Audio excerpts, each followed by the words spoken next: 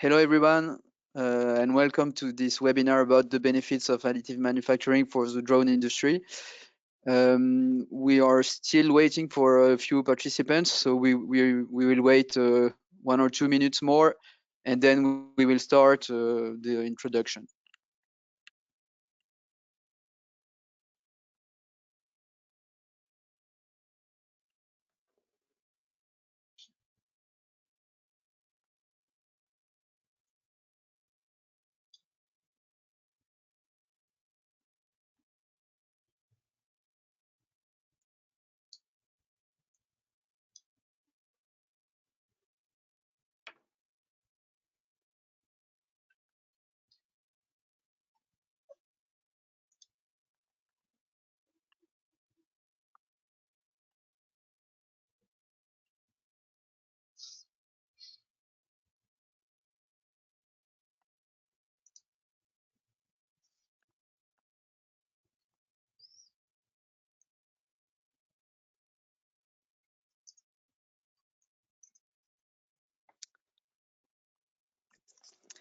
So okay, I think we'll start, and the rest will join us after the introduction. It doesn't matter.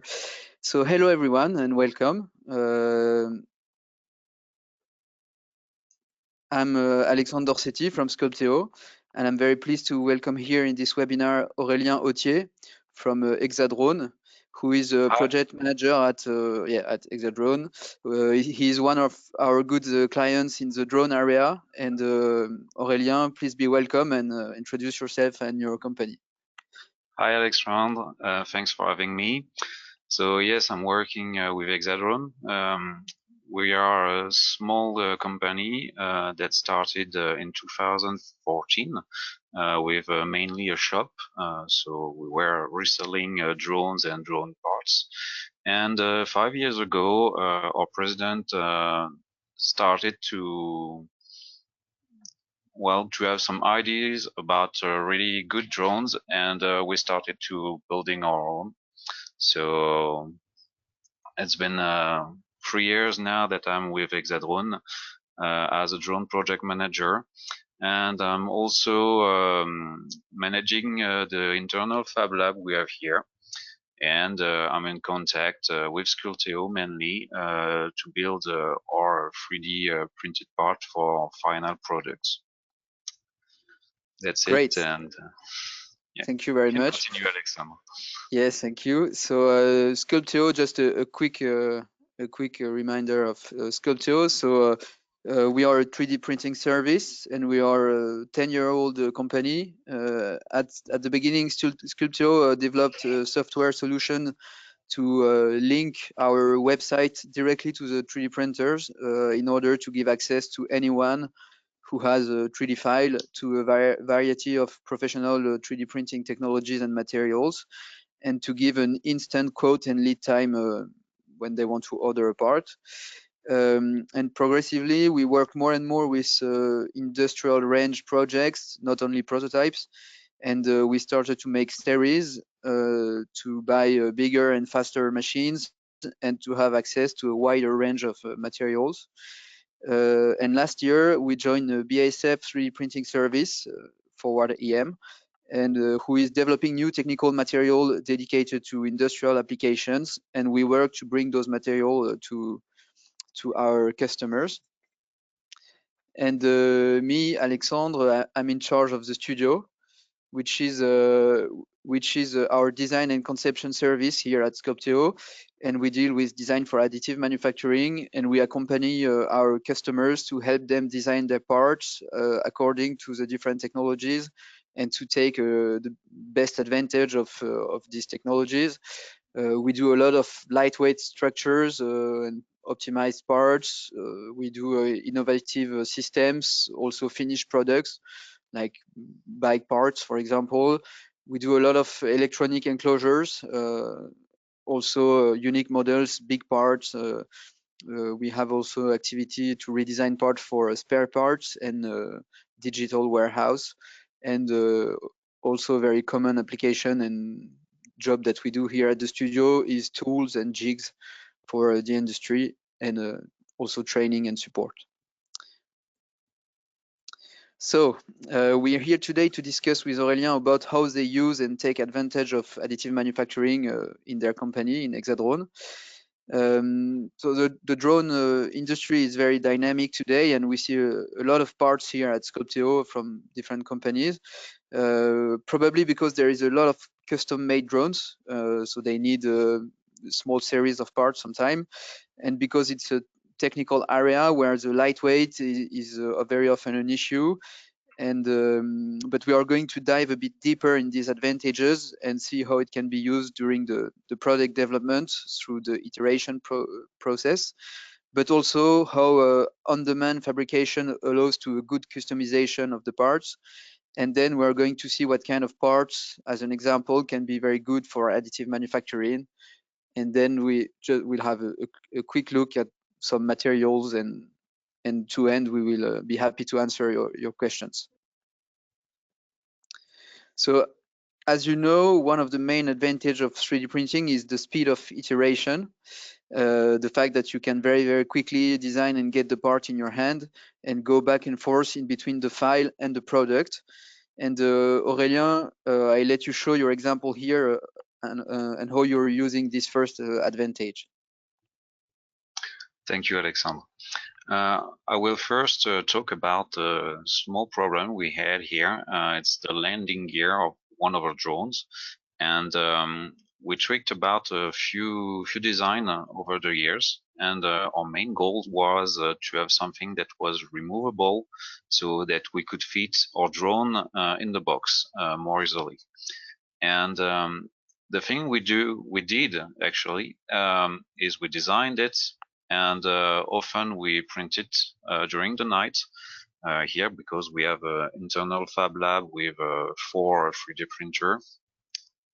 And in the morning, we take the part, we assemble it, we check, see if everything can be assembled, and then we try it out for ergonomy, for strength, and so on. And we can also compare all the different ideas we had. Some work better on paper, some are better, give us a better feeling in our hands when than we had imagined, and so on. And that's really a great way to work, because you really already have the parts in your hand, and well, there's a really great feeling of having the part directly you imagine the next day. And when we are satisfied with the product, we ask for Sculptor to build it. So that was a first example for a small mechanism. But sometimes we make whole drones out of 3D printing. As we can see on this example, that was a small series that was asked by a client, and we made up to 15 versions of that drone. And what we did for that is we print every version, and on every version we try to improve it based on a few criteria. So as you can see, the first one on your left, the V3, that was well, not quite fitting with what we had in mind, because we were really struggling to put all the electronics in there, all the wires and so on. So we switched, and a few versions later, the GPS was integrated in the drone.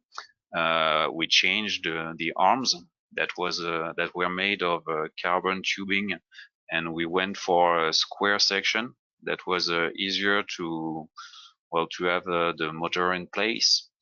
And we tweaked a bit the design again. We changed it, the electronic inside, so it could fit better for our application.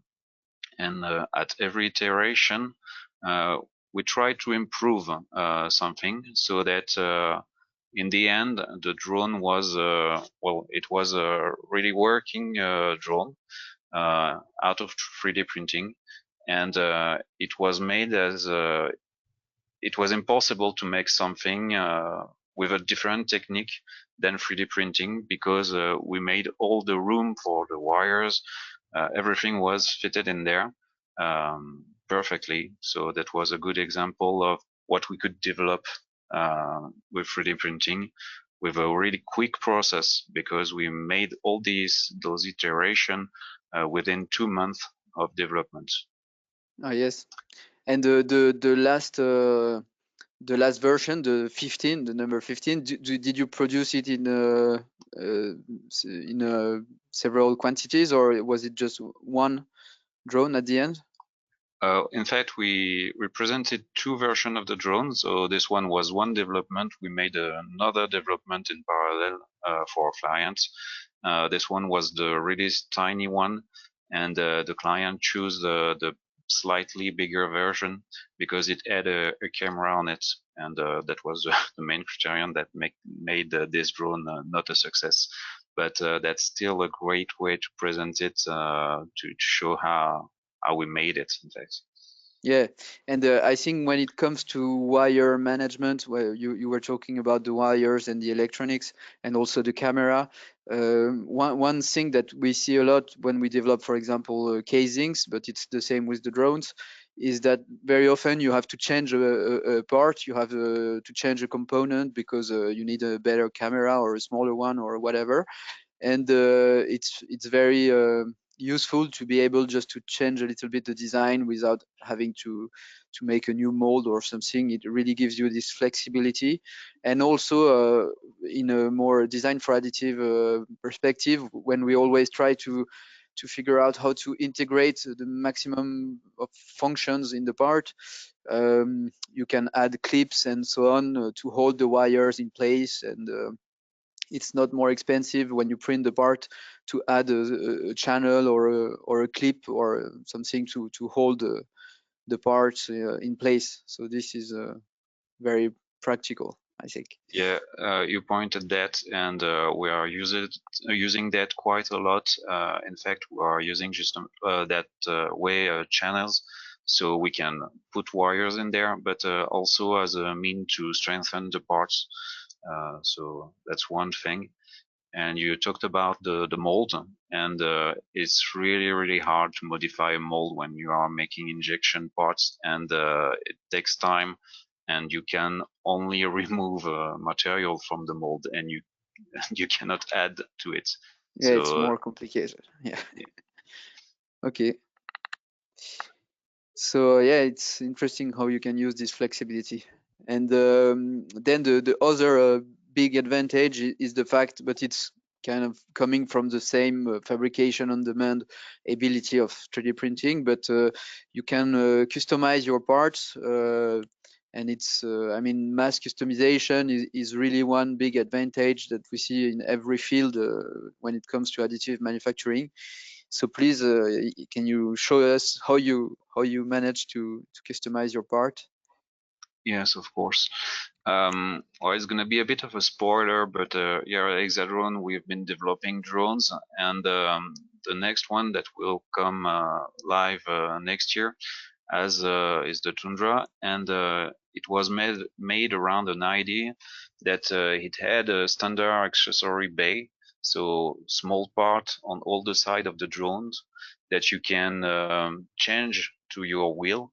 So there's field version that are available, that will be available on our website, so everyone can take the design and modify it to integrate whatever they want. I've put a few examples here. So with a GPS, with a parachute, or with a battery connectors, but we integrated really a lot of things over the years with this kind of idea, and we made a few hundreds of those. Um, and it comes really handy when you get a client with a weird sensor that he cannot fit anywhere else. Well, with that kind of mass customization, well, you can fit nearly everything, and the main body of the drone is still intact. It's still keeping the ceiling and everything. So that's really a good way to work. Yeah, it's interesting to how it gives you flexibility, and I'm sure it's an extra value in your business model to be able to have this kind of platform when you can really then adapt and propose dedicated features to every customer. I'm just wondering if those parts that you can add, you say that the customer can also adapt his own features. It means that you can just remove and adapt new parts, for example, once the drone is finished. Once the drone is finished, in fact, you just have to unscrew 4 screws and you remove the standard accessory bay and you print a new one with all the features you want in there and you screw it back. If you need to, you can plug whatever you want to fit in the drone and it will be as integrated as if it was out of the factory. So Yeah, it's nice to see that you can upgrade. Even I don't know if you release a new system, you can upgrade without having to change everything. It's well, interesting this if modularity. we Yes. if we take an example here, we've got the connectors for the battery, and you want to buy a new set of battery, maybe more powerful, maybe with a better capacity, uh, and the connectors are not the same.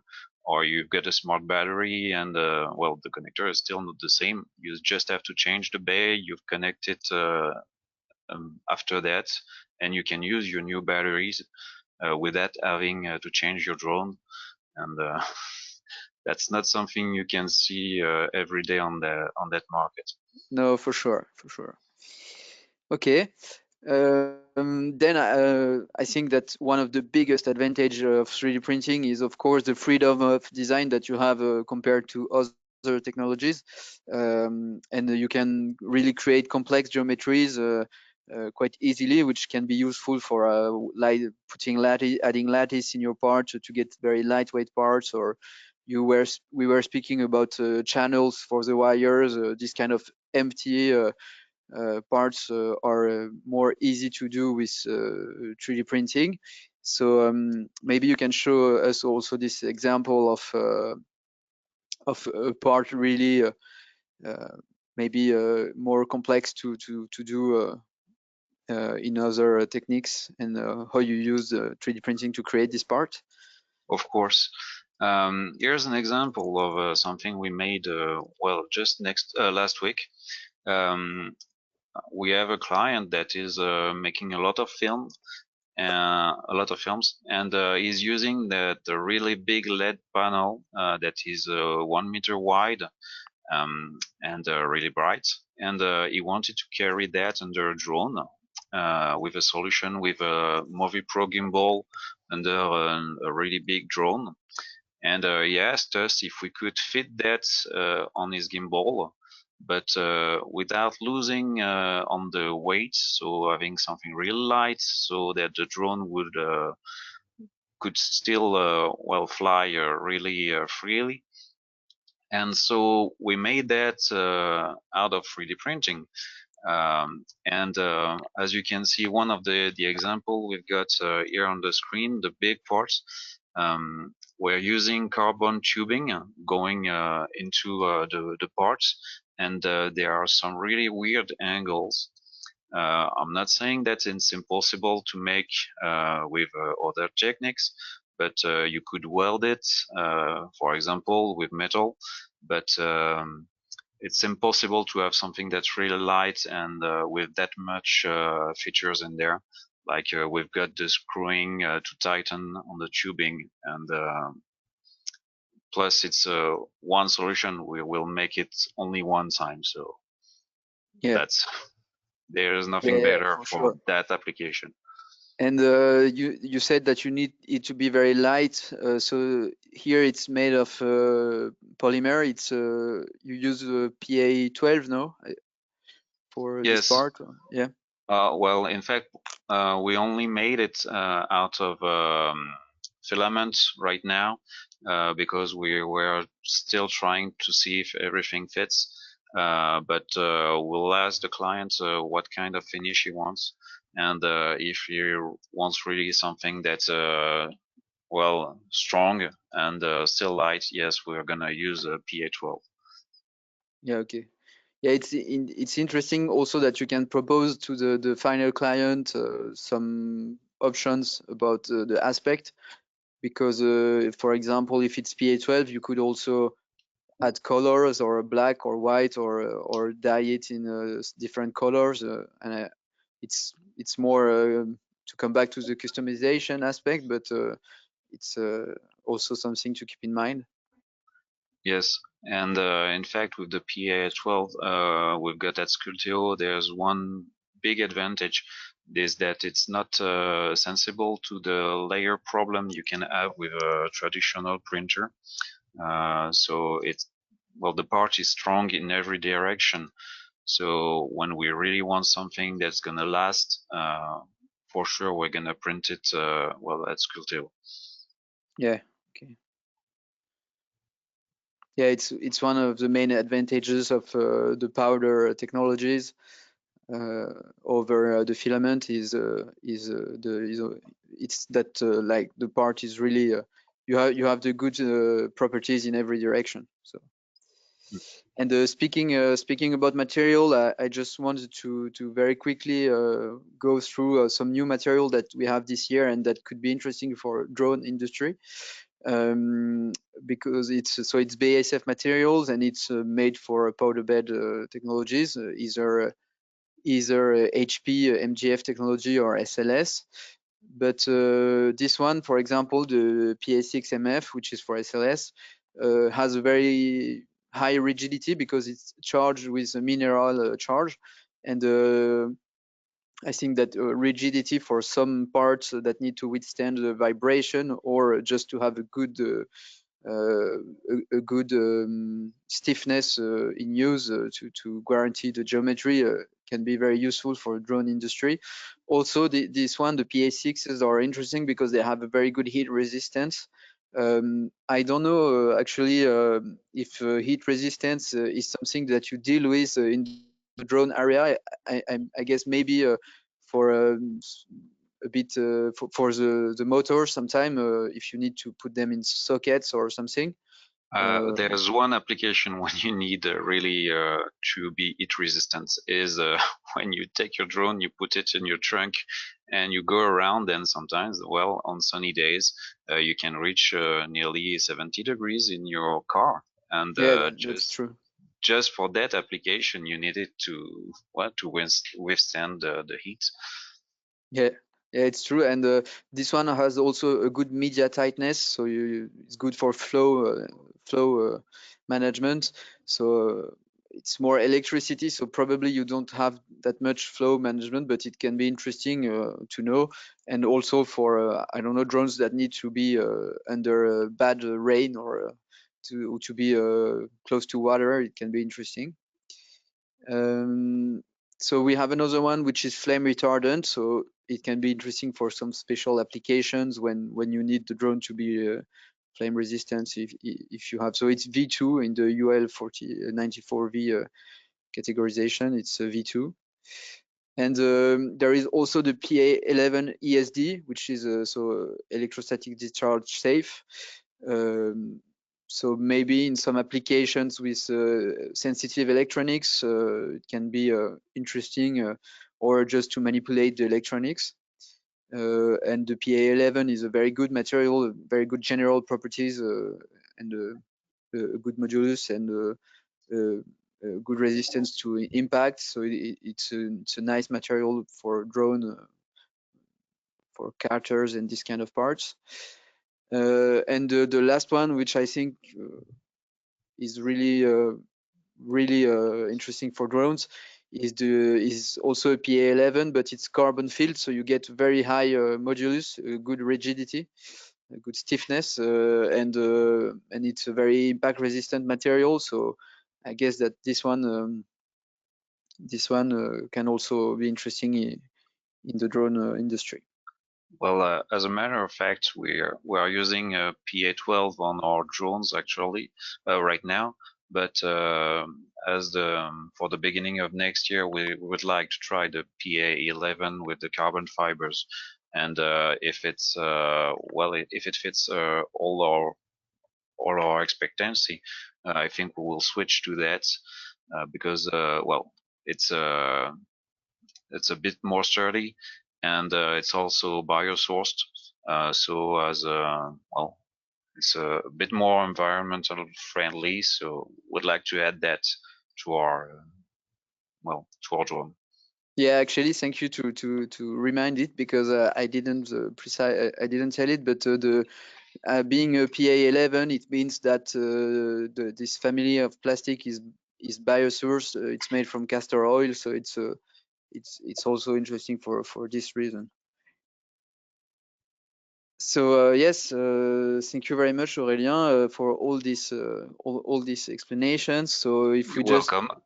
try to conclude, we can see that you use it daily for like innovating faster, developing new products, being able to keep this flexibility to adapt to your market and to your customers' needs, and to grow, because it's really part of your business strategy. So so it's really interesting for us as Sculptor to see how our customers are using these technologies, and it's interesting to see that, I mean, all these advantages that we talk about, we can really see it being used on the field.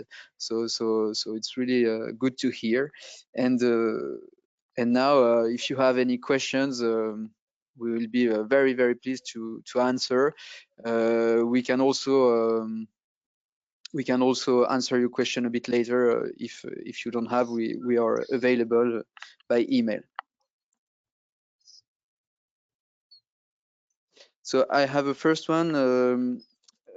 Someone asking, do you also use 3D printing for structural parts like the body or the arms, and not only for small parts?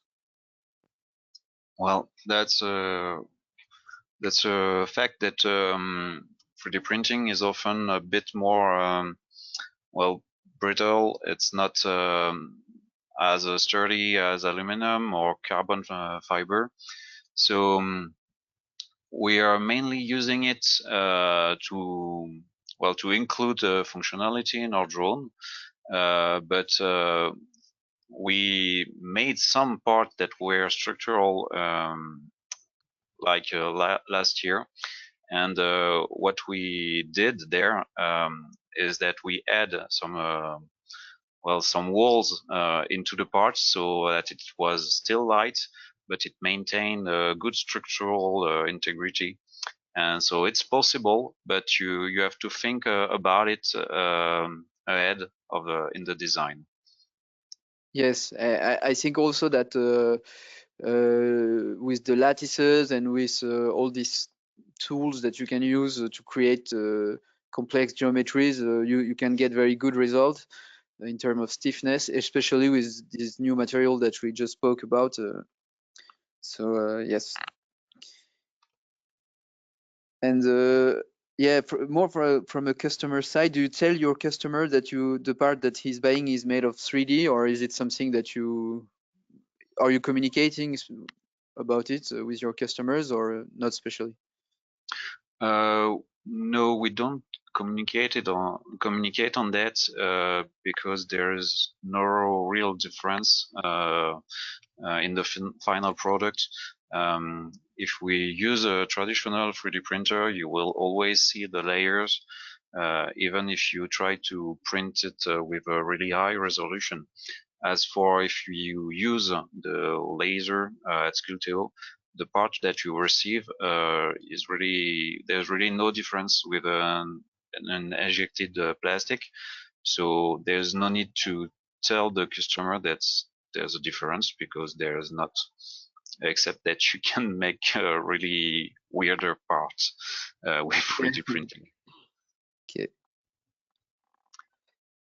I don't know if there are any other questions. One question about size limitation. So maybe I can answer this one. In terms of size, when the parts are too big, it can be also part of the design to cut the part in different pieces and to integrate assembly.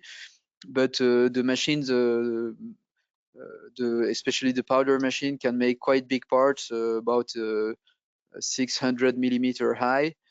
And we also have a new resin machine that can make 500 by 250 parts, so you can still have quite good big parts.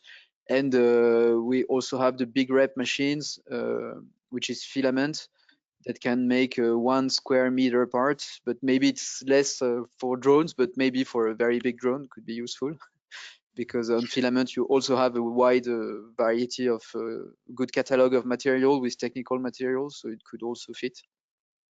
I'd like to add something.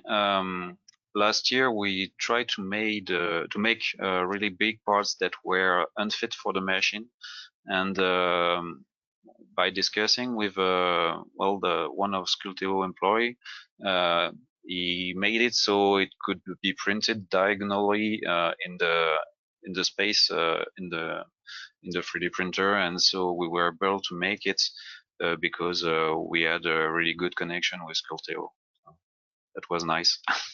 Okay, cool. Nice to hear. Is there any last question? I don't see any other questions. So for sure, feel free to send us a question by email, or if you have any question about material, about drones, about anything. Thank you again, Aurélien, for your participation. It was very interesting to hear everything. And Thanks for having me. yeah, you're welcome. And thank you everyone for listening to this webinar. I hope you discovered something, or you learned interesting stuff. And we're looking forward to talk to you if you have any questions. Have a good day. Bye bye. Bye.